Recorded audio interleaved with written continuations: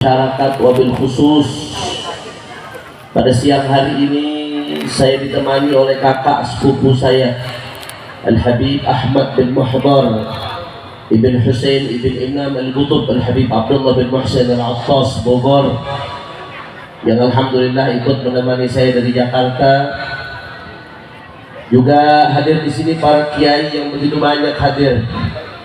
Ada Kiai Haji Ali Salim, ada Kiai Haji Abdul Fattah, ada Habib Abdurrahman Al-Khirid, Ketua DPW FI Sampang, ada Laura Saifuddin Surur, dan semua para kiai.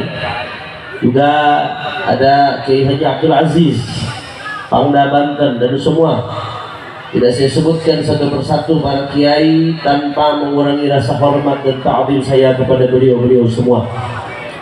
Kita doakan mudah-mudahan guru kita, kiai-kiai kita, masyayikh kita, lora-lora kita Allah panjangkan umurnya, Allah sehatkan badannya, Allah jaga zahir batinnya, Allah menangkan perjuangannya.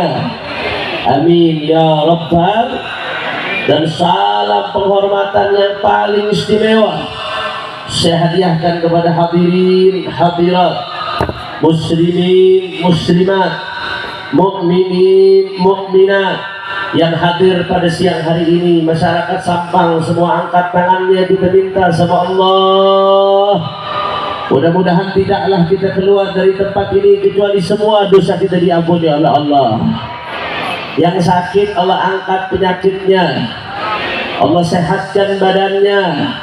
Semua yang hadir dilapangkan rezekinya, diberkahi kehidupannya.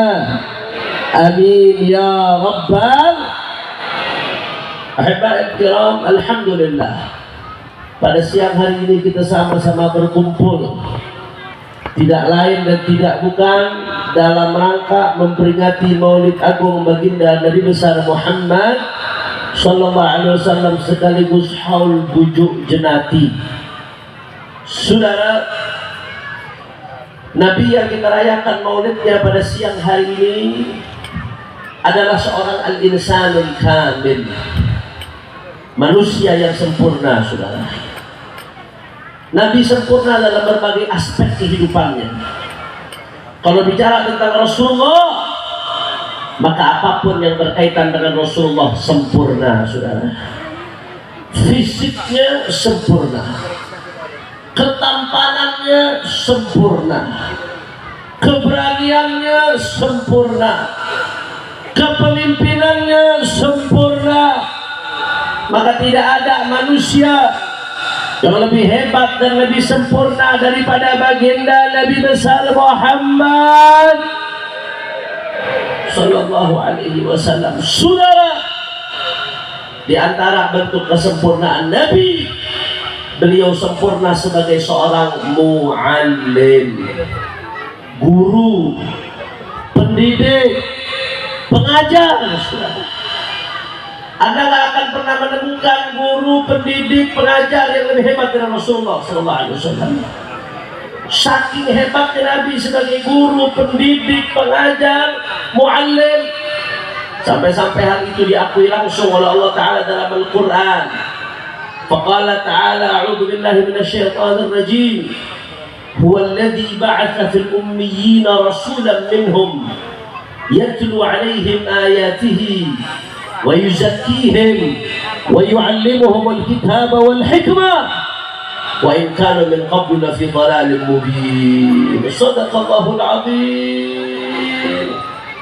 Apa kata Allah Ta'ala, Bapak Ibu sekalian, ketika Allah menggambarkan diutusnya Nabi Muhammad sallallahu alaihi wasallam, kata Allah Ta'ala, Nabi Muhammad diutus itu yatlu alaihim ayatihi, untuk membacakan kepada umatnya ayat-ayat Allah. Al-Quran itu, Pak, lau anzalna hadzal Qur'ana ala jabalin la ra'aitahu khashi'an mutasaddian min khasyatillah. Gunung itu nggak mampu nahan Al-Quran, saudara. Al-Quran itu qaulan tsaqila.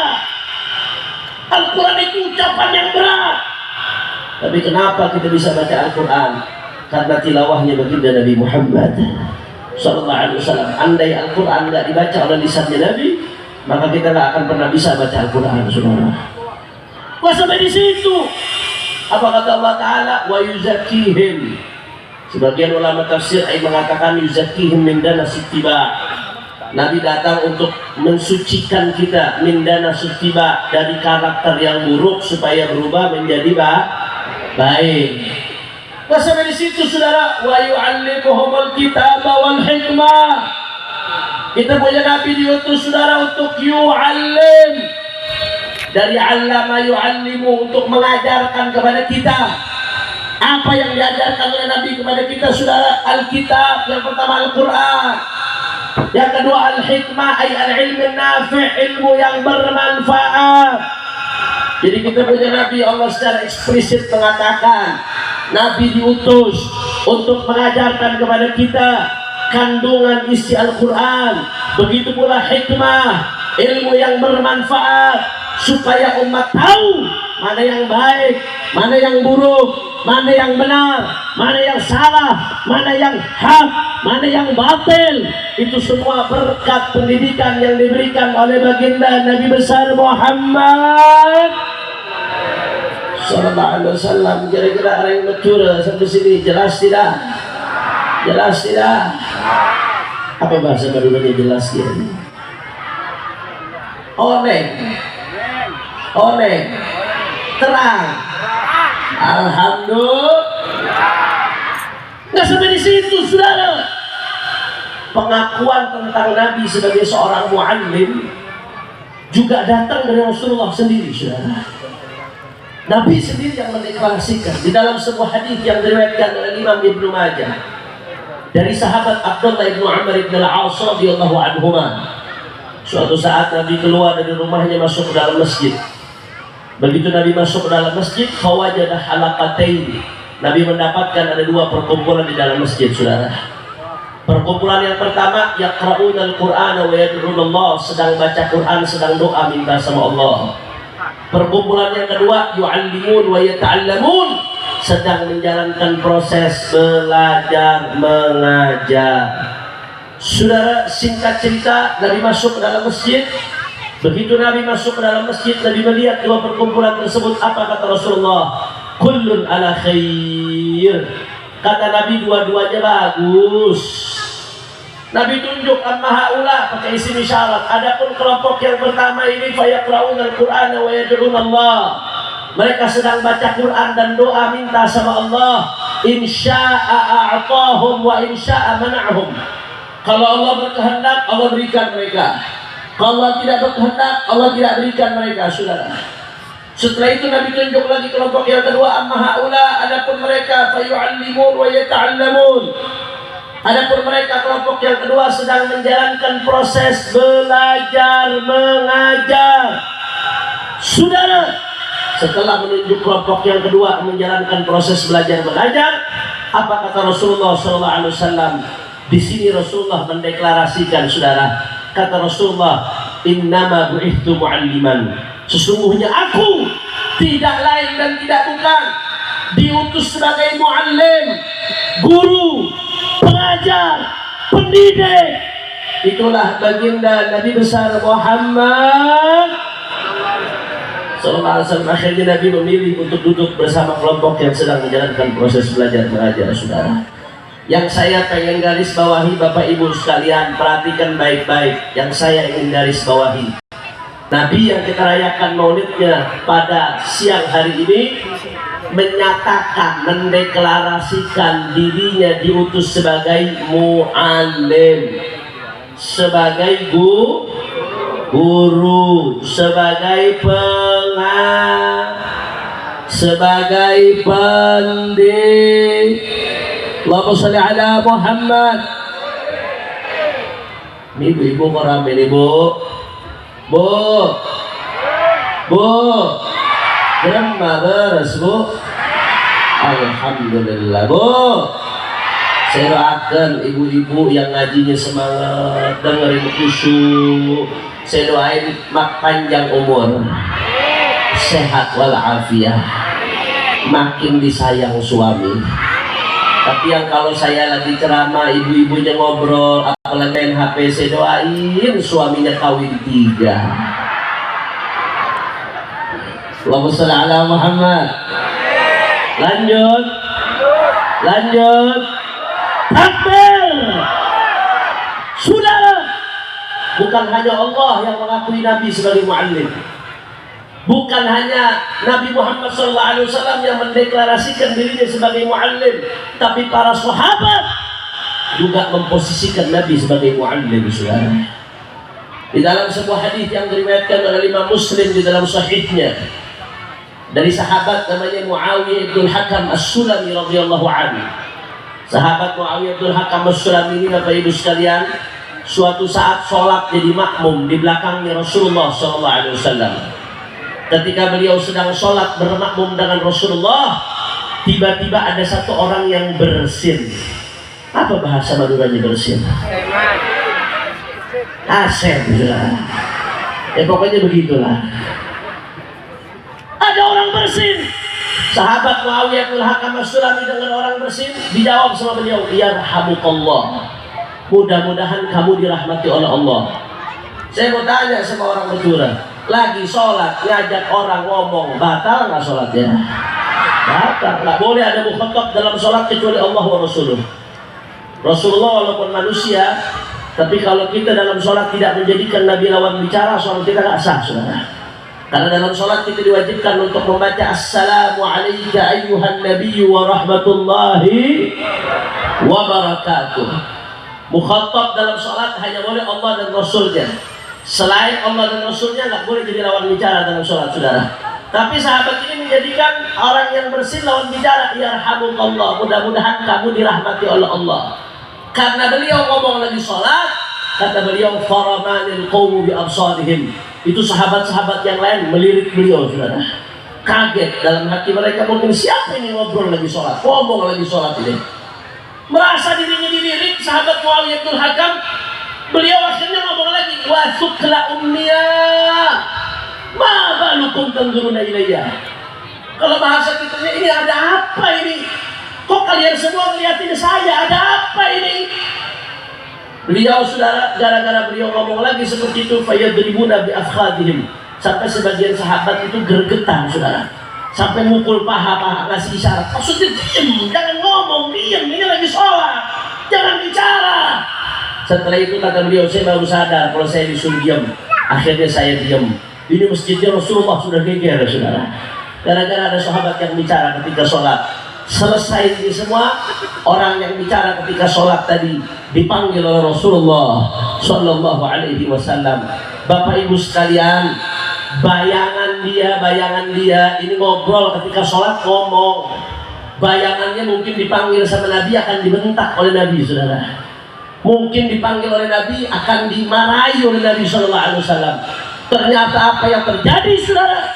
Begitu dia dipanggil sama Nabi, Nabi dengan lemah lembut, dengan penuh kasih sayang, Nabi sampaikan, inna hadhihi shalah la yaslu fiha syai' min kalamin nas, innama hiya tasbihun wa takbirun wa tilawatul Quran. Kata Rasulullah SAW, yang namanya sholat gak boleh bicara sama manusia. Sholat itu isinya tasbih, sholat itu isinya takbir, sholat itu isinya baca Quran. Lagi sholat gak boleh bicara sama manusia. Saya mau tanya, cara Nabi menasehati sahabat lembut atau tidak? Indah atau tidak? Sampai-sampai sahabat tadi terpana, sudah terpesona. Saking terpesonanya sahabat tadi, sampai-sampai apa kata dia? Dia mengucapkan kata-kata yang dicatat dengan tinta emas sejarah, saudara. Sahabat tadi mengatakan bahwasanya wallahi ma ra'aitu mu'alliman qablahu wala ba'dahu ahsan ta'liman min Rasulillah sallallahu alaihi wasallam, ma kaharani wala syatamani wala darabani. Kata sahabat tadi, demi Allah, aku gak pernah melihat seorang guru, pengajar, pendidik yang cara mendidiknya lebih hebat dari baginda Nabi Muhammad. Maka halani, Nabi gak bentak saya, wala syatamani, Nabi gak menghina saya, wala darabani, Nabi gak mukul saya. Sallu ala Nabi. Masya Allah, jawab prematura, semua jawab yang kompak. Kalau begitu Nabi besar Muhammad SAW sebagai seorang muallim, sebagai seorang guru sempurna atau tidak? Nabi sebagai seorang pengajar sempurna atau tidak? Nabi sebagai seorang pendidik sempurna atau tidak? Apa ada guru yang lebih hebat dari Rasulullah? Apa ada pengajar yang lebih hebat dari Rasulullah? Apa ada pendidik yang lebih hebat dari Rasulullah? Semua angkat tangannya, takbir. Sallu ala Nabi. Tidak usah dari situ, saudara. Kalau kita bicara soal pendidikan, kesuksesan seorang pendidik ada barometernya, ada indikatornya, ada tolak ukurnya, saudara. Di antara tolak ukur barometer pendidik dikatakan sukses, di antaranya kalau muridnya sukses. Murid-murid santri-santri yang sukses, tanda berarti gurunya sukses. Betul atau tidak? Betul.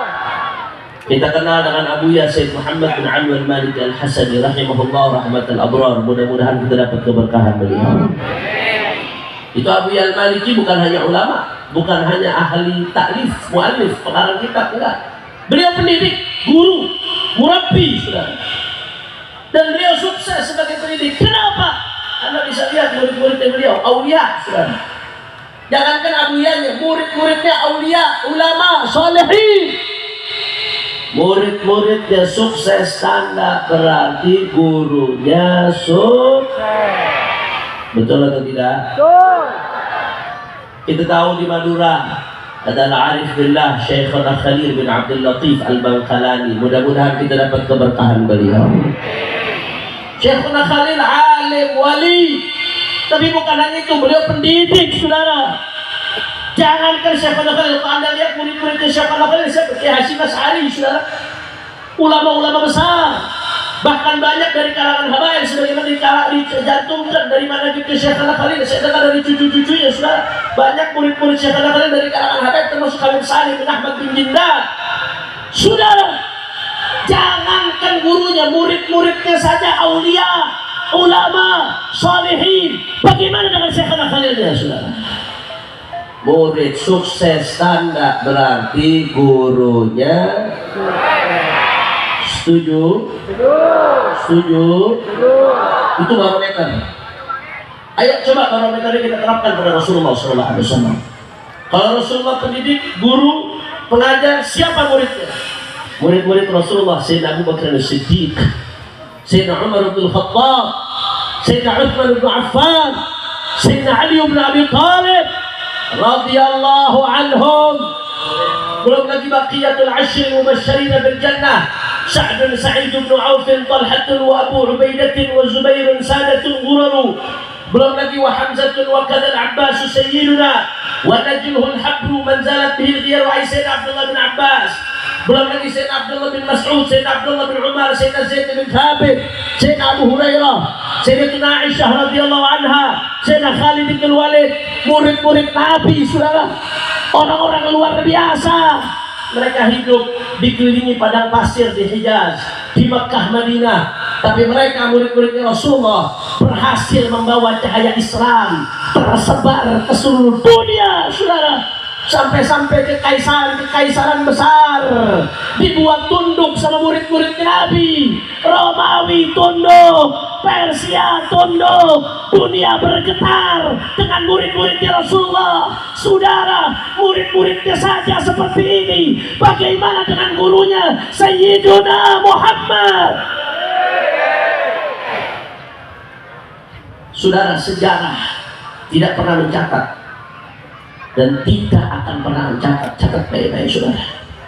Sejarah tidak pernah mencatat dan tidak akan pernah mencatat seorang pengajar, guru, pendidik yang lebih hebat daripada Sayyiduna Maulana Muhammad sallallahu alaihi wasallam. Kalau kita bicara ini panjang, saudara.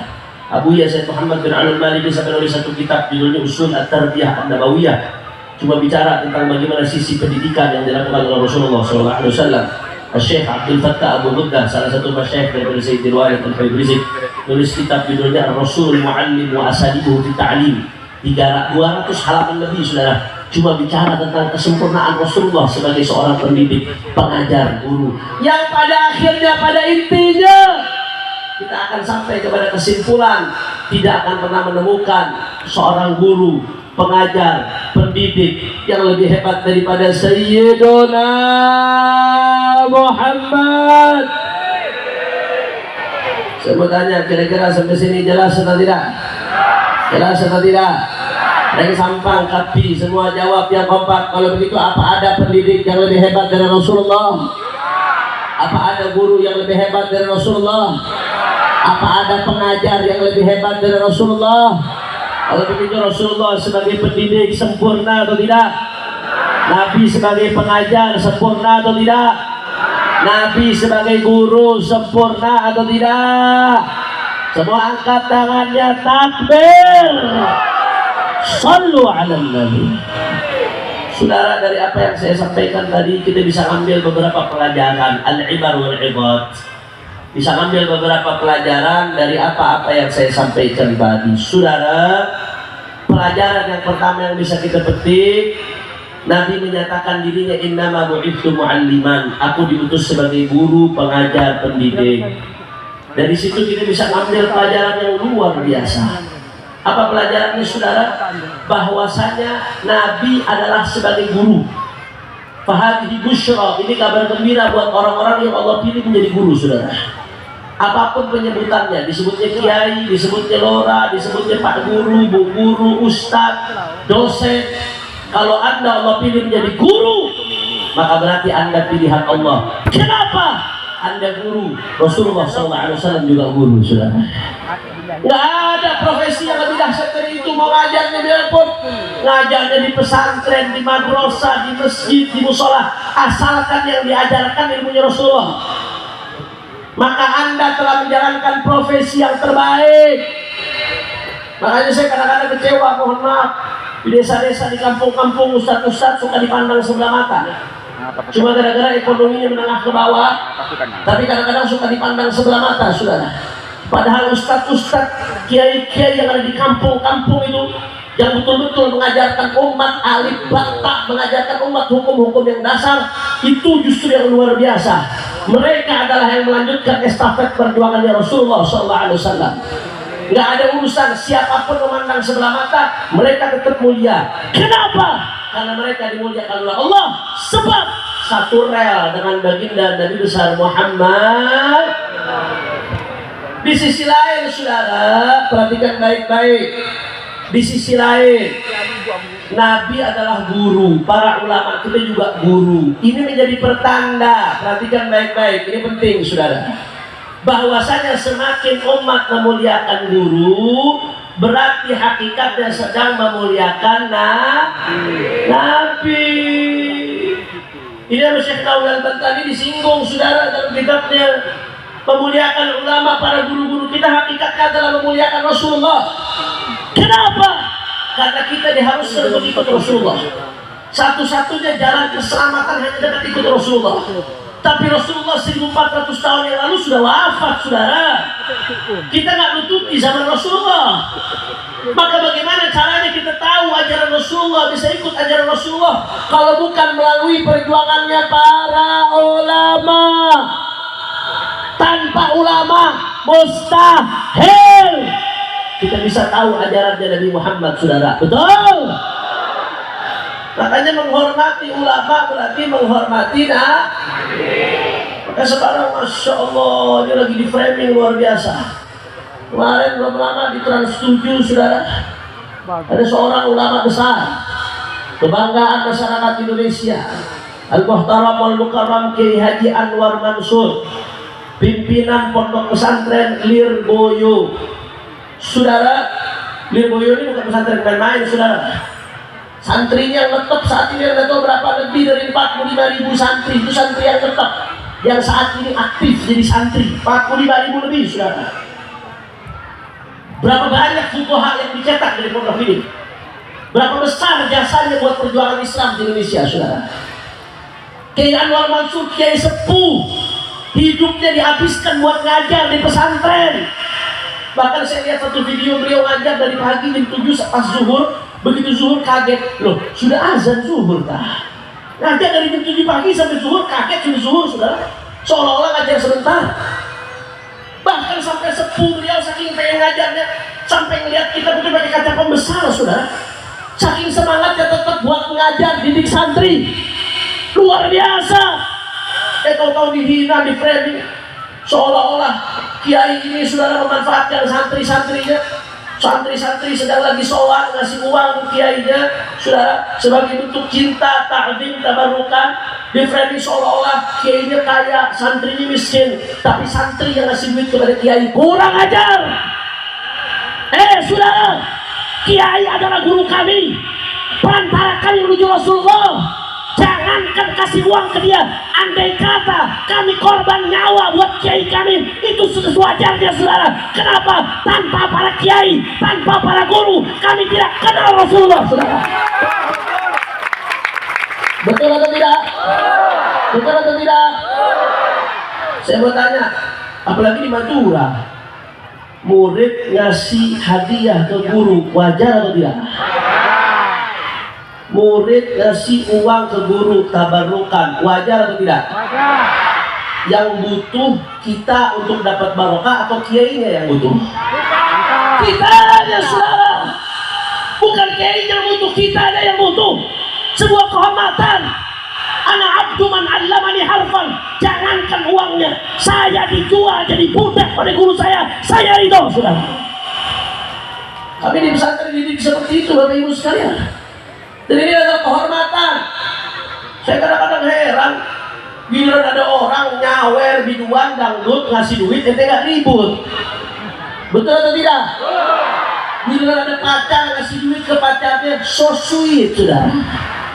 Bila ada santri ngasih duit ke kiainya, dibilang feodalisme. Apa ini, saudara? Menghormati para kiai, menghormati para ulama, tidak lain dan tidak bukan karena mereka adalah perantara kita menuju Rasulullah Sallallahu Alaihi Wasallam. Kalau saya mau bahas ini dalilnya panjang, saudara. Kita ini nggak zamanin Nabi, tapi dari mana kita tahu ajarannya Nabi? Dari para guru kita. Guru kita belajar dari gurunya, guru kita belajar dari gurunya lagi, guru kita belajar dari gurunya lagi. Kata Al-Habib Ali bin Muhammad Al-Habsyi, abun yatalaka an abihi wa hakadha fayalaka min abai kiramin wa ajdadi musalsalatun anhum asanidu akhdihim ila khairi mahmudi wa ashrafi hammadi. Sallu ala Nabi Muhammad. Hati-hati, saudara, kita wanti-wanti terus jauh-jauh hari, hati-hati. Nanti akan kita bahas masalah pesantren di akhir, insya. Dan di sisi lain, umat menghormati ulama berarti menghormati Rasulullah. Di sisi lain, Nabi menyatakan dirinya innama bu'itsu mu'alliman. Aku diutus kata Rasulullah SAW sebagai guru, pengajar, pendidik. Berarti pemerintah dituntut untuk lebih perhatian kepada guru. Semakin pemerintah perhatian kepada guru, berarti semakin tinggi hormatnya kepada baginda Nabi besar Muhammad. Gak ada urusan mau yang di negeri, yang di swasta, yang formal, non formal, semua guru jasanya besar. Pemerintah wajib lebih perhatian. Ya, di satu sisi memang guru dituntut buat ikhlas lillahi. Keikhlasan guru itu yang bikin ilmu murid jadi barokah, saudara. Tapi di sisi lain jangan lupa, guru juga manusia, bukan rocker saja yang manusia, saudara.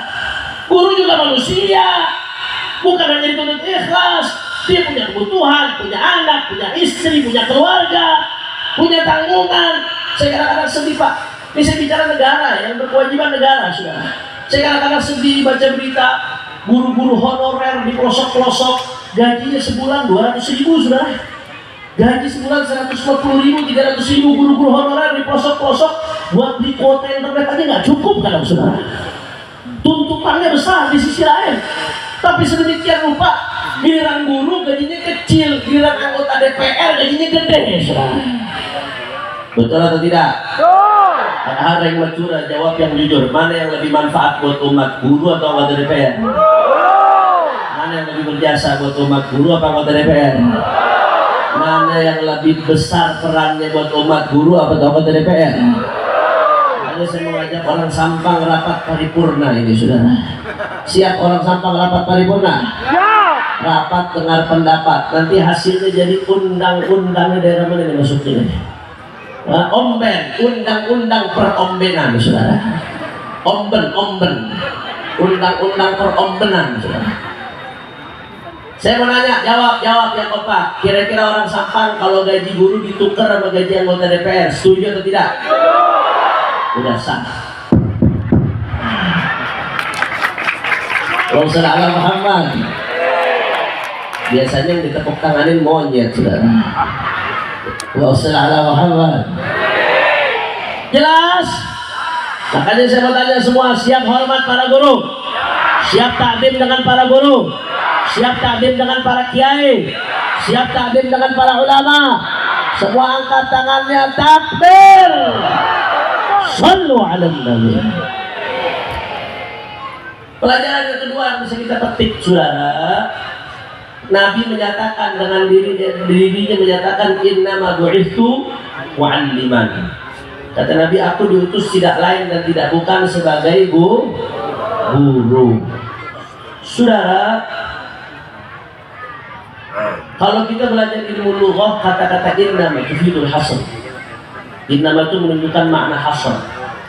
Jadi kalau diartikan innama bu'itsu mu'alliman, sesungguhnya aku diutus tidak lain dan tidak bukan sebagai guru. Artinya apa? Nabi di sini menekankan, Nabi sampai menjadikan visi misi diutusnya beliau untuk visi misi pendidikan, saudara. Ini menunjukkan saking pentingnya pendidikan. Ini menunjukkan umat begitu butuh sama yang namanya pendidik. Betul atau tidak? Jangan ngimpi umat ini baik kalau nggak betul-betul dapat pendidikan dari Rasulullah Sallallahu Alaihi Wasallam. Jangan mimpi udah umat bisa baik. Nabi sendiri yang sudah mengatakan, man yuridillahu bihi khairan yufaqihuhu fiddin. Kata Nabi, kalau Allah Taala menginginkan kebaikan buat seseorang, Allah bikin dia paham ilmu agama. Ini hadis jangan dipahami sempit, saudara. Kata-kata paham ilmu agama di situ, bagaimana memahami ilmu agama kalau nggak melalui proses pendidikan? Innamal ilmu bitta'allum. Ilmu itu adalah pendidikan, saudara. Habib kan ada ilmu laduni. Ya ilmu laduni awalnya pendidikan dulu. Man alima man amila bima alima 'allamallahu ilma ma lam ya'lam. Ilmu laduni. Nah, pendidikan dulu, saudara. Dan sampai di situ Nabi mengatakan kalau Allah menginginkan kebaikan buat seseorang, Allah bikin dia paham ilmu agama. Saudara, ibadah Allah, kalau perorangan nggak bisa baik kecuali dengan ilmu agama, perorangan itu kalau dikumpulkan akan menjadi keluarga. Keluarga kalau dikumpulkan akan menjadi masyarakat. Ahlan wa sahlan, kita ucapkan selamat datang buat guru kita Syekhona Kiai Haji Ali Karrar Sin Haji. Kita doain beliau mudah-mudahan panjang umur, sehat walafiat. Ya Rasulullah,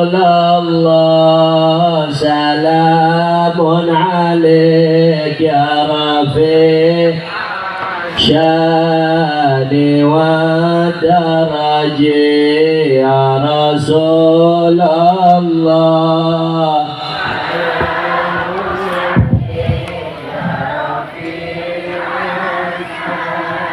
Ni wa daraji ya Rasulullah,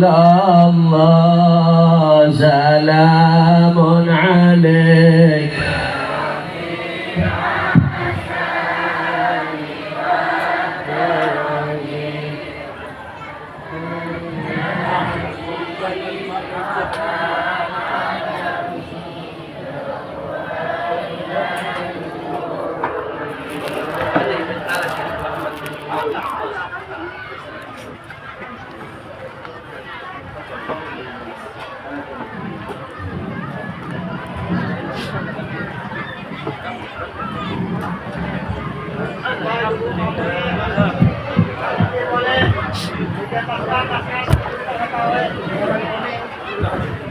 Lanjut. Lanjut. Allahumma shalli ala Muhammad. Jadi saudara, sabda Nabi yang mengatakan innama bu'itsu mu'alliman, aku diutus tidak lain dan tidak bukan sebagai mu'allim, pendidik, pengajar, guru. Nabi pengen memberikan pesan isyarat kepada kita di situ. Saking pentingnya pendidikan. Nah, Nabi mengatakan bahwasanya umat ini nggak akan baik kecuali dengan pendidikan, saudara. Dengan pendidikan Rasulullah SAW. Umat ini nggak akan pernah baik. Man yuridillah bi khairan yufaqihu fid-din. Kalau Allah menginginkan kebaikan buat seseorang, Allah bikin dia paham ilmu agama. Bagaimana memahami ilmu agama tanpa proses pendidikan, saudara? Innamal ilmu bitta'allum. Nggak sampai di situ, saudara. Dan yang nggak kalah pentingnya, Bapak Ibu sekalian, saudara, ini hadis jangan dipahami secara sempit.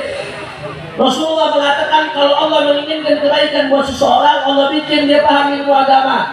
Kita jangan lupa, seseorang kalau dikumpulkan menjadi keluarga, seseorang kalau dikumpulkan menjadi masyarakat, seseorang kalau dikumpulkan menjadi negara. Artinya apa, saudara? Kalau ingin melakukan perbaikan di semua aspek ini, mulai dari perbaikan perorangan baik, mulainya dari pendidikan agama dulu, saudara. Pendidikan Nabi Muhammad SAW. Begitu pula keluarga, jangan mimpi keluarga baik tanpa pendidikan Rasulullah.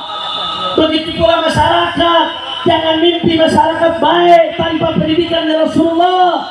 Begitu pula saudara, negara dengan perangkat pejabat di dalamnya, jangan mimpi bisa baik tanpa pendidikannya baginda Nabi besar Muhammad Sallallahu Alaihi Wasallam. Apalagi di zaman sekarang, zaman fitnah yang masya Allah, zaman yang dikatakan bagi bil a'mal fitanan kaqita'il lailil mudlim, yusbihur rajulu mu'minan wa yumsi kafiran, yumsi mu'minan wa yusbihu kafiran.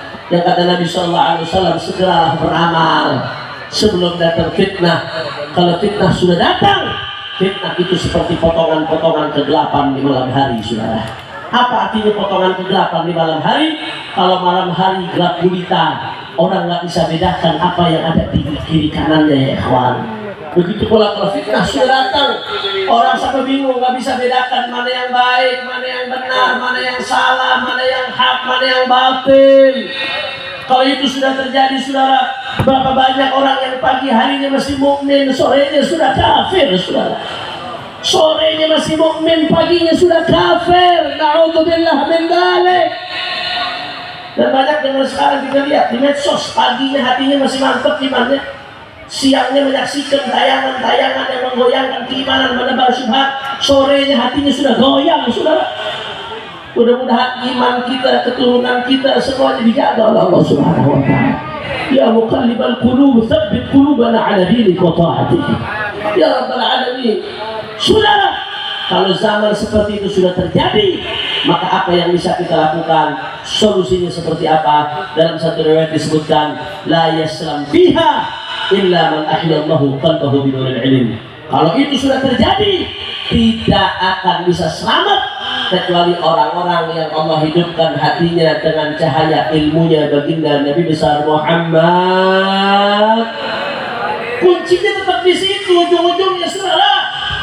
Kalau orang nggak tahu ilmu syariat, ilmu akidah, bagaimana dia bisa bedain benar, salah, baik, buruk, hak, batil? Kalau sudah nggak bisa bedain benar, salah, baik, buruk, hak, batil, bagaimana mau selamat dari fitnah? Betul atau tidak? Maka oleh karena itu saya sampaikan di berbagai kesempatan, di acara-acara Maulid Nabi, peringatan Maulid Nabi nggak boleh jadi sekedar seremonial, saudara. Kumpul, makan, bubar, selesai, nggak boleh. Tapi peringatan Maulid Nabi harus jadi momentum untuk mengikat umat dengan Rasulullah Sallallahu Alaihi Wasallam. Bagaimana cara mengikat umat dengan Rasulullah? Dengan ajaran Rasulullah. Hanya dengan itu kita bisa selamat, saudara. Bagaimana cara umat mau menjalankan ajaran Rasulullah kalau nggak tahu? Bagaimana nggak mau tahu kalau nggak melalui proses pendidikan? Maka Acara-acara Maulid Nabi harus jadi momentum untuk membangkitkan pendidikannya baginda Nabi Muhammad. Makanya guru saya, Asosiat Profesor Al-Habib Saddaq bin Hasan Baharun Hafizahullah Ta'ala wa ra'ah, beliau menyampaikan di berbagai kesempatan, langkah paling real Bapak Ibu sekalian, ini pegang baik-baik, saya mau kasih oleh-oleh untuk dibawa pulang. Langkah paling real, paling nyata di zaman ini supaya kita terikat dengan cahaya Rasulullah SAW, maka pastikan dalam diri kita, keluarga kita, orang-orang yang kita cintai, jangan lepas salah satu dari 4M. Berapa M? Kurang kompak, kurang sampang. Berapa M? Kurang semangat. Berapa M? Apa saja 4M tersebut, Habib? M yang pertama mondok. M yang pertama apa? Kurang kompak. M yang pertama apa? Kurang kencang. M yang pertama apa? Mondok, Kak, Bu. Zaman sekarang udah paling aman anak dimasukin ke pondok pesantren. Jujur aja nih, saya mau tanya ibu-ibu, Bu,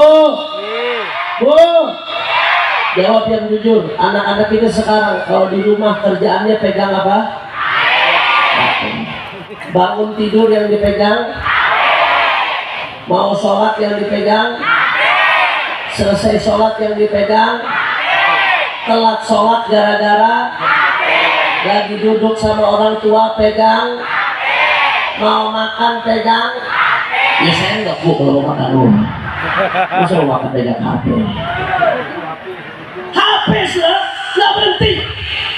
Saudara, ada studi menunjukkan bahwasanya Indonesia salah satu negara dengan durasi rata-rata penggunaan HP per hari terlama di dunia, saudara. Jadi dibandingkan dengan negara-negara lain, termasuk negara yang dalam setiap hari menggunakan HP paling lama di dunia adalah orang Indonesia. Itu orang Indonesia tanpa disadari rata-rata menggunakan HP sehari 7-8 jam, saudara. Itu rata-rata scroll tanpa sadar tuh. 10 menit aja nggak buka HP gelisah rasanya. Itu rata-rata sudah umum. Dilansir penelitian. Makanya saya bilang ini 7-8 jam per hari megang HP. Andai kata diganti 7-8 jam megang Al-Quran, ini bisa terbang semua, ini wali semua ya, saudara. Apalagi 7-8 jam per hari baca sholawat. Oh, lihat Nabi ya, gogotan, saudara. 7-8 jam per hari baca sholawat. Tapi faktanya itu. Dan yang lebih mengkhawatirkan lagi Bapak Ibu sekalian, anak-anak kita di masa pertumbuhan, di masa pembentukan karakter, masa pembentukan jati diri, masa pembentukan pola pikir. Anak-anak kita saat ini gurunya bukan lagi bapaknya. Bapak-bapak bisa ngobrol sama anak 1 hari setengah jam sudah hebat, Pak. Anak-anak kita, Bu, saat ini gurunya bukan lagi ibunya. Ibu-ibu bisa duduk sama anak secara tenang 1 jam 1 hari sudah luar biasa, Bu. Anak-anak kita gurunya bukan lagi ustadznya di kelas. Karena anak-anak kita badannya di kelas, tapi otaknya di HP, saudara. Ini terjadi. Anda bayangkan 7-8 jam anak kita dicekoki dengan guru-guru mereka. Bukan lagi bapaknya, bukan lagi ibunya, tapi guru dari anak-anak kita yang selalu membersamai mereka saat ini, yang selalu ada di hadapan mereka. Facebook, Instagram, Twitter, YouTube, Google, ChatGPT, betul atau tidak? Betul atau tidak? Ini menyakitkan, Pak. Ini nggak main-main, Pak. Saya nggak bisa membayangkan apa jadinya generasi 30 tahun ke depan yang dididik oleh media sosial, saudara. Kita masih bisa duduk di sini, kita percaya barokah, kita percaya cinta orang-orang soleh karena hasil didikan orang-orang tua kita. Tapi anak-anak kita yang sekarang, mereka udah jadi anak-anak medsos yang dididik, dicekoki setiap hari dari medsos. Ya, ada yang positif, ada. Tapi kalau mau jujur, yang negatifnya lebih banyak, saudara. Di medsos itu maksiat dinormalisasi. Orang buka aurat bukan masalah, dianggap wajar. Di media sosial, zina asal suka sama suka itu dianggap biasa. Berapa banyak artis-artis yang dengan bangga di podcast cerita tentang berzinahannya, saudara. Hari-hari ini dunia internasional sedang dihebohkan dengan rencana pernikahan salah satu pemain bola yang top. Udah dapat Ballon d'Or 5 kali, saudara, pemain bola ini. Top, Marco top, God. Luar biasa. Anaknya sudah 4, Pak, baru mau kawin. Anak sudah 4 hasil pacaran, baru mau kawin. Setelah 4 anak baru yakin komitmen untuk nikah, saudara. Dan itu geger di medsos. Pernikahannya dianggap pernikahan yang akan paling spektakuler di tahun ini, saudara. Anak kita dipertontonkan seperti ini, saudara. Seolah-olah maksiat wajar. Perceraian menjadi tontonan sehari-hari. Caci maki ulama, caci maki habaib kiai jadi tontonan sehari-hari di media sosial. Kisah-kisah aulia solehin dihina-hina, diejek-ejek, jadi tontonan sehari-hari di media sosial. Ya Allah, saya kalau lihat ini, Pak, ya Allah, serem, Pak. Anak-anak kita 30 tahun lagi jadi seperti apa, saudara? Tapi di tengah kekhawatiran, di tengah rasa khawatir, di tengah kegelapan, saudara, ada secercah cahaya yang membuat hati saya senang, hati saya tenang. Apa secercah cahaya tersebut? Secercah cahaya tersebut adalah pondok pesantren. Allahumma sholli ala Muhammad. Masya Allah, anak-anak kita begitu masuk pondok pesantren, masuk ke pesantren Misdat, pimpinan guru kita Kiai Haji Ali Karrar Sin Haji hafizahullah ta'ala. Mudah-mudahan beliau dijaga oleh Allah, kita dapat keberkahan ilmu beliau. Masuk ke pesantren-pesantren yang lainnya. Begitu anak-anak kita masuk ke pesantren, yang pertama dilakukan apa? Dipisahkan dulu anak-anak kita dari barang yang namanya handphone, saudara. Bukan untuk membuat dia terbelakang, jadi kuno, bukan, tapi supaya bisa tumbuh dengan nilai-nilai yang murni ditanamkan oleh guru-gurunya. Jauh dulu dari gangguan luar, saudara. Anak-anak kita begitu di pesantren jam 3 malam udah dibangunin buat tahajud, Pak. Saya ngalamin di pesantren. Jam 3 anak-anak sudah mendoakan orang tuanya sambil menangis ketika tahajud, saudara. Anak bapak ibu di pesantren, 5 waktu berjamaah diperhatikan, zikirnya diperhatikan, ucapannya, perbuatannya, akhlaknya diperhatikan. Ketika anak-anak di luar, tangannya sibuk pegang HP. Anak bapak ibu di pesantren, tangannya sibuk pegang Al-Quran. Allahu Akbar. Makanya guru saya Profesor Dr. Habib Abdullah bin Muhammad Baharun hafizahullah ta'ala wa ra'ah, di mana-mana beliau menyampaikan Al-Ma'ahidul Islamiyah qal'atu Indonesia wa qal'atu muslimin. Pondok-pondok pesantren di Indonesia adalah benteng terkokoh Indonesia, saudara. Benteng terkokoh umat Islam. Peran pesantren nggak main-main, Bapak Ibu sekalian.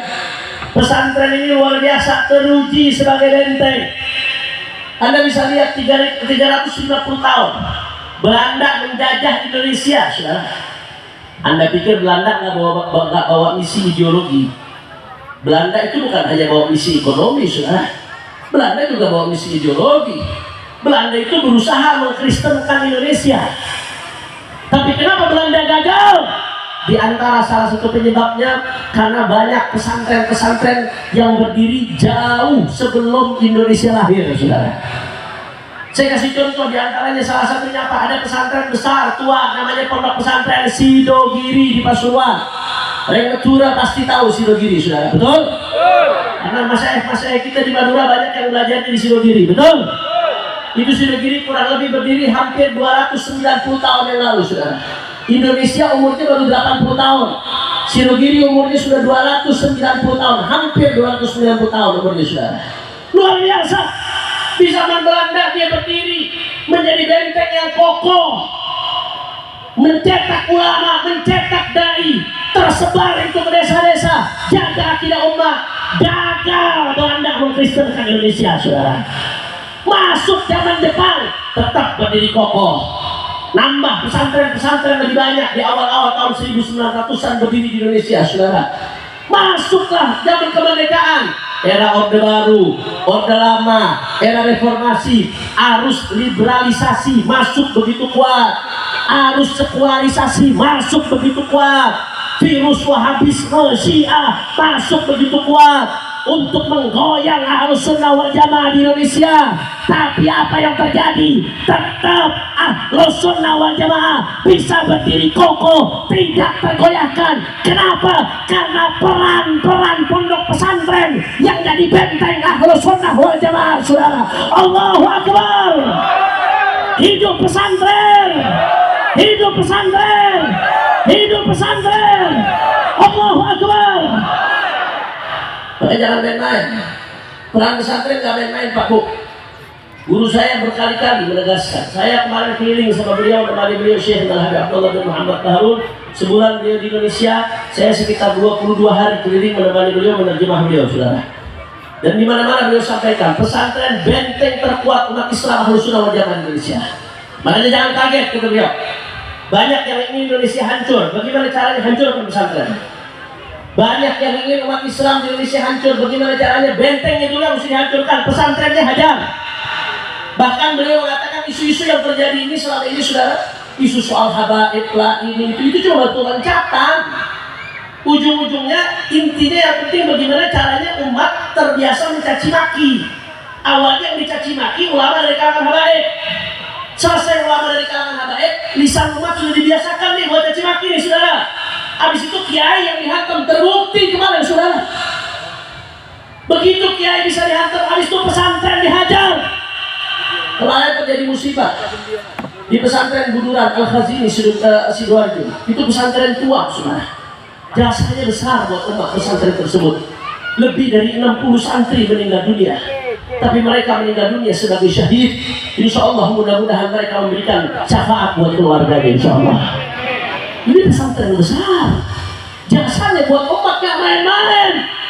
Tapi begitu terjadi musibah, dimanfaatkan orang yang suka pesantren, dipakai buat nyerang pesantren, buat ngantem pesantren. Sayyidul Walid Al-Habib Muhammad Rizik bin Hussein bin Syihab kemarin ketika acara Jakarta Barat bersolawat di majelis saya, saudara, beliau dengan tegas menyampaikan marah besar kepada orang-orang yang tanpa empati menyerang pesantren Buduran Sidoarjo, saudara. Mereka sedang mendapatkan musibah. La tubhil jama'atan dari akhi fayarhamuhullah wa yabtali. Saudaramu sedang dapat musibah, bukan dicaci, jangan dimaki, bantu, tolong, bukan dihina, saudara. Betul atau tidak? Betul atau tidak? Makanya saya nggak setuju. Apapun alasannya, siapapun mereka yang menghina-hina pesantren Buduran Sidoarjo Al-Khazini dengan berbagai jasa yang ada di pesantren tersebut, ketika dapat musibah seperti itu, saudara, itu perbuatan yang tidak benar. Bahkan itu dijadikan pintu oleh orang-orang yang nggak suka pesantren buat menghina-hina pesantren, buat menyerang pondok pesantren. Na'udzubillah min. Jangan kaget kalau itu terjadi, karena memang pesantren ini benteng. Kalau mau menghancurkan dalamnya, bentengnya dulu yang harus dihancurkan.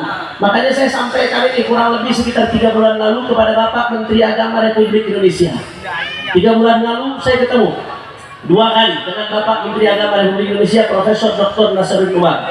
Pertemuan yang pertama bersama Sayyidul Walid Al-Habib Rizik bersama rombongan pengurus Markas Syariah. Pertemuan yang kedua saya ketemu lagi dengan Menteri Agama seminggu berikutnya dengan guru saya Profesor Dr. Al-Habib Abdullah bin Muhammad Taharun. Saya ketemu beliau di kantor Kementerian Agama, saudara. Di 2 pertemuan ini saya sama-sama sampaikan urusan ini, saudara. Pak Menteri, mohon maaf, kami menemukan upaya sistematis untuk merusak citra pesantren. Pesantren andai kata ada oknum 1-2 di pesantren ini melakukan pencabulan, misalkan ada 1-2 oknum pelecehan seksual, itu beritanya di blow up habis-habisan, beritanya diangkat, nggak berhenti-berhenti, seolah-olah semua pesantren tempat cabul, seolah-olah semua pesantren tempat pelecehan seksual, seolah-olah semua pesantren tempat penyimpangan seksual, seolah-olah semua pesantren tempat bully, tempat feodalisme, perbudakan modern. Ini terjadi dan Menteri Agama mengamini, iya betul hal itu. Saya juga melihat adanya upaya seperti itu saat ini, kata beliau, saudara. Padahal andai kata ada 1-2 oknum di pesantren yang melakukan penyimpangan seksual kah, pencabulan kah, pelanggaran syariat, pelanggaran undang-undang, saya mau tanya, kira-kira kalau dihukum seberat-beratnya setuju atau tidak? Kita minta supaya dihukum seberat-beratnya, saudara. Kenapa? Karena selain melanggar aturan agama, melanggar aturan negara, dia juga merusak citra pesantren, saudara. Tapi masalahnya, jangan yang seperti ini seolah-olah mau dijadikan wajah pesantren. Kenapa? Sebab ini berapa persen sih? 0,00000 sekian persen kejadian itu. Pesantren-pesantren yang soleh jauh lebih banyak, yang wali jauh lebih banyak, yang mencetak ulama jauh lebih banyak, yang mencetak tokoh bangsa jauh lebih banyak. Kenapa yang seperti ini seolah-olah dijadikan wajah pesantren? Betul. Dan kalau kita bicara soal penyimpangan seksual, pelecehan seksual, saudara, bully di luar pesantren jauh lebih banyak, saudara, jauh lebih mengerikan. Kenapa seolah-olah wajah pesantren yang dituding seperti itu? Na'udzubillah min. Tujuan ini semua nggak lain dan nggak bukan untuk menghilangkan kepercayaan masyarakat kepada pesantren. Sebab masyarakat saat ini merasa aman kalau anaknya di dalam pesantren, aman dari maksiat, aman dari fitnah, aman dari pemikiran-pemikiran yang menyimpang, aman dari berbagai keburukan yang ada di zaman. Kepercayaan tersebut ingin diruntuhkan, sehingga begitu kepercayaan runtuh, masyarakat nggak percaya lagi ke pesantren. Kalau masyarakat nggak percaya lagi ke pesantren, anaknya nggak masuk lagi ke pesantren. Kalau anaknya nggak masuk lagi ke pesantren, pesantren akan hancur, saudara. Karena pesantren dari dulu berdiri independen. Pesantren berdiri itu dengan topangan masyarakat. Kalau sudah tidak mendapatkan lagi, pesantren akan hancur. Begitu pesantren hancur, benteng Indonesia hancur. Benteng Indonesia hancur, berarti tinggal tunggu waktu Indonesianya hancur. Na'udzubillah min. Makanya saya mau tanya, jawab yang kompak, yang kedua semuanya siap jaga pesantren? Yang semangat kurang kompak, siap jaga pesantren? Siap jaga pesantren?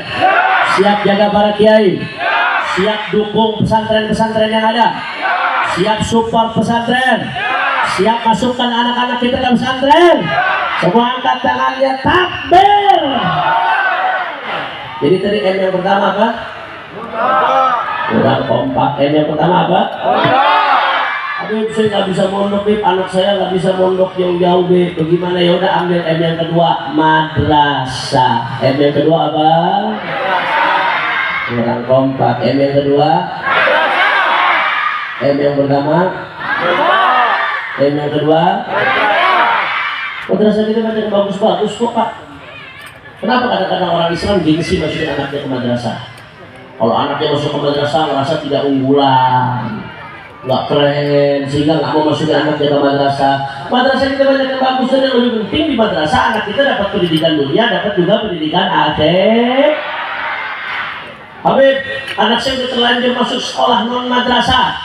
Bagaimana Habib kalau keluar lagi nanti biayanya besar lagi? Atau Habib, ya anak saya sudah terlanjur kuliah, dulunya nggak di madrasah. Bagaimana ini sekarang? Ambil solusi M yang ketiga. Apa M yang ketiga? Mengaji. M yang ketiga apa? Tadi M yang pertama? M yang kedua? M yang ketiga? Mengaji, saudara. Silakan anak Anda sekolah apapun, belajar apapun, tapi pulang jangan lupa hadirkan guru ngaji buat dia. Jangan sampai anak kita bisa baca omongan manusia sampai setinggi-tingginya, tapi firman Allah dia nggak bisa baca.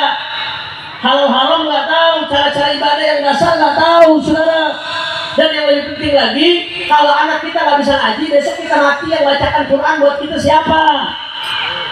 Ada orang, saudara, di kota sana itu luar biasa, duitnya miliaran, asetnya di mana-mana, jabatan tinggi, popularitas luar biasa. Itu begitu mati, karangan bunga berjejer, saudara. Tapi jenazah masih di tengah rumah, sudah setel kaset Al-Quran. Saya tanya, kenapa kau pakai kaset Quran? Kenapa anaknya kemana nggak ngaji? Anaknya nggak bisa ngaji, ternyata, saudara. Kalau sudah itu terjadi, apa artinya uang? Apa artinya jabatan? Apa artinya popularitas? Kalau kita mati, anak kita nggak bisa baca Quran buat kita, saudara. Lebih baik hidup pas-pasan, apa adanya, makan tahu tempe, tapi kita mati, anak kita bisa baca Quran buat kita, saudara. Betul? Mudah-mudahan kita meninggalkan anak-anak yang soleh. Amin ya Rabbal. Jadi M yang pertama, M yang kedua, M yang ketiga.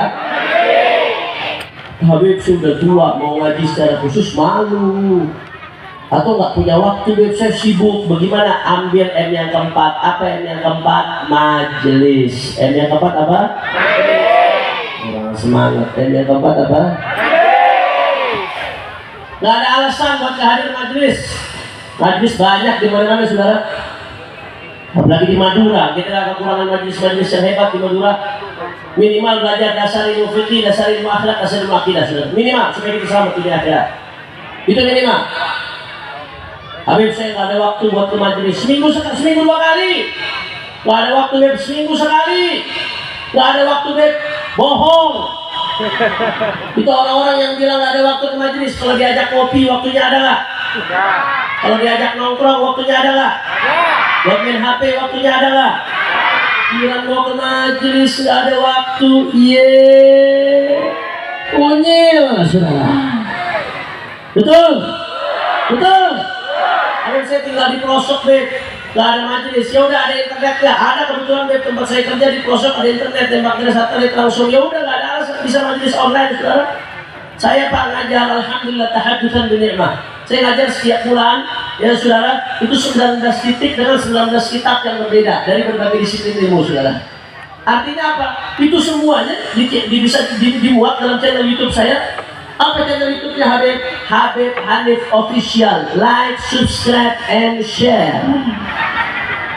Anda di Madura, saya di Jakarta, tapi Anda mau ngaji fikih ke saya, ngaji tafsir ke saya, bisa lewat channel YouTube saya. Nggak ada alasan zaman sekarang lo nggak ngaji, betul atau tidak? Yang penting walaupun ngaji dari YouTube, ngajinya harus sama orang yang jelas, ulama yang betul-betul ahlus sunnah. Jangan kata Habib ngaji dari YouTube aja, Beb. Akhirnya ngajinya sama Mama Gufron, saudara. Wa maqalina rahmatan nafi Allah. Jelas, jelas. Jadi M yang kedua apa? M yang pertama, M yang pertama, M yang kedua, M yang ketiga, M yang keempat. Mondok nggak mau, madrasah ogah, mengaji nggak mau, majelis juga ogah. Kalau sudah begitu silahkan ambil M yang kelima. Apa yang kelima? Mati aja. Mati kalau betul. Habib kok kasar ngomongnya? Bukan saya yang ngomong begitu, ngomong Imam Syafi'i. Kata Imam Syafi'i, "Wa man fatahu ta'lim wa iktasaba bihi, fakabbir 'alaihi arba'an li wafatihi." Kata Imam Syafi'i, anak muda nggak mau ngaji, kata Imam Syafi'i, sholati dia dengan sholat jenazah. Berarti besok-besok orang omben, kalau ada anak muda nongkrong di pinggir jalan, nggak mau ngaji, langsung ambil keranda. Tahu keranda? Masukin saja, masukin saudara. Inna lillahi hayatuhu kamautih. Nggak ada bedanya antara hidupnya dan matinya. Na'udzubillah. Sekali lagi tadi 4M semuanya apa? Yang pertama, yang kedua, yang ketiga, yang keempat, yang kelima. Bahaya. Oleh karena itu saudara, sekali lagi saya tegaskan, momen-momen perayaan Maulid Nabi nggak boleh jadi sekedar seremonial, tapi momen-momen perayaan Maulid Nabi harus menjadi momentum untuk mengikat umat dengan Rasulullah Shallallahu Alaihi Wasallam. Bagaimana cara kita umat dengan Rasulullah? Umat harus ikut ajarannya Rasulullah. Bagaimana cara mengikut ajaran Rasulullah? Kalau nggak tahu ajarannya Rasulullah, bagaimana mau tahu ajarannya Rasulullah? Kalau nggak melalui proses pendidikan. Makanya tadi sebagaimana saya uraikan dari di awal, saudara, momentum Maulid Nabi harus dijadikan momentum untuk membangkitkan spirit innama bu'ithtu mu'alliman, spirit pendidikannya Rasulullah Shallallahu Alaihi Wasallam. Apa yang saya sebutkan tadi, mondok, madrasah, mengaji, majelis adalah langkah-langkah real yang nyata saat ini untuk membangkitkan pendidikan di tengah umatnya baginda Nabi besar Muhammad. Nah, maka kalau sudah perorangan mendapatkan pendidikan Rasulullah, akan jadi perorangan yang baik, saudara. Keluarga dapat pendidikan Rasulullah, akan jadi keluarga yang baik. Masyarakat dapat pendidikan Rasulullah akan jadi masyarakat yang baik. Negara mendapat pendidikan Nabi dengan pejabat-pejabat di dalamnya akan menjadi negara yang baik. Dan pendidikan itu nggak cukup cuma dengan majelis maulid, saudara. Ini cuma pintu saja. Tetap harus dilanjutkan dengan 4M yang tadi saya lakukan. Insya Allah, mudah-mudahan umat diberikan kebangkitan oleh Allah Subhanahu Wa Taala. Makanya saya mau tanya semua, jawab yang kompak. Sekali lagi, jawab semuanya. Siap untuk pondok? Siap jaga pondok pesantren? Siap masukkan anak ke pesantren? Siap hidupkan pondok-pondok pesantren? Kalau ada yang mau ganggu pesantren, diamkan atau lawan? Kalau ada yang mau ganggu kiai-kiai kita, diamkan atau lawan? Kalau ada yang mau ganggu perjuangan para kiai kita, diamkan atau lawan? Siap hidupkan madrasah-madrasah? Siap ngaji? Siap hidupkan majelis-majelis? Semua angkat tangannya, takbir. Sallu ala Nabi. Terakhir sama-sama kita baca sholawat dengan niat mudah-mudahan para sholawat yang punya hajat Allah kabul hajatnya, yang sakit Allah angkat penyakitnya, Allah sehatkan badannya, semua yang hadir dilapangkan rezekinya, dikabul hajat-hajatnya. Dan jangan lupa doakan saudara-saudara kita di Palestina. Doakan saudara-saudara kita di Palestina, di Gaza. Jangan pernah berhenti doakan mereka. Mudah-mudahan Palestina merdeka. Yang wafat Allah terima sebagai syuhada. Yang sakit Allah sembuhkan penyakitnya. Yang saudara yang lapar Allah kenyangkan. Saudara Allah cukupkan segala kebutuhannya. Mudah-mudahan Israel hancur, Amerika hancur, sekutu-sekutunya hancur. Amin ya Rabbal. Ayo sama-sama kita baca sholawat. Dan kita niatkan juga dalam baca sholawat. Saat ini Sayyidil Walid Al-Habib Muhammad Rizik bin Husain bin Syihab sedang di rumah sakit untuk menjalankan proses operasi, saudara. Saya mohon doanya, mudah-mudahan operasi beliau dikasih lancar oleh Allah Ta'ala dan diberikan kesuksesan operasi beliau sehingga beliau bisa sehat kembali, fit kembali untuk melanjutkan perjuangan di tengah-tengah kita. Ayo sama-sama semuanya, semua hadroh ikut tapi bikin vokal, jangan ikut biar jamaah jadi bikin vokal. Kita goncangkan sampang dengan sholawat. Siap goncangkan sampang dengan sholawat? Allahumma sholli ala Muhammad. Semuanya Allahumma sholli ala Muhammad.